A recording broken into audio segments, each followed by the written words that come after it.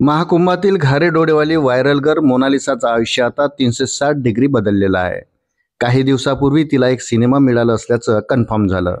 त्यानंतर आता ती एका लहान झोपडीतून थेट 7 स्टार हॉटेलमध्ये पोहोचली असल्याचे फोटो सोशल मीडियावर व्हायरल झाले आहेत.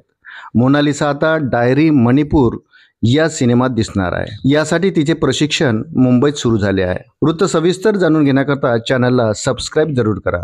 मुंबईत आल्यानंतर मोनालिसाचे आयुष्य पूर्णपणे बदलले आहे. मोनालिसा दिग्दर्शक सनोज मिश्रासोबत 7 स्टार हॉटेलमध्ये नाश्ता करत आहे. अनेक लोकांनी सोशल मीडियावर हे पाहिलं असेल की मोनालिसा एका साध्या झोपडीत 100 लोकांच्या परिवारासोबत राहायची. सोशल मीडियावर तिचं घर देखील दाखवलं गेलं आहे. पण एक गरीब घरातील मुलीचं आयुष्य कुंभमेळ्यामुळे 360 डिग्री पलटलं.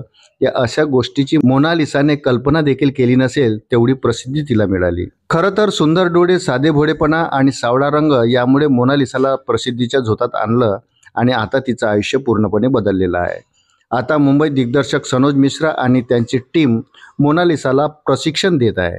शुक्रवारी मोनालिसाचा सनोज मिश्रासोबत फोटो समोर आला.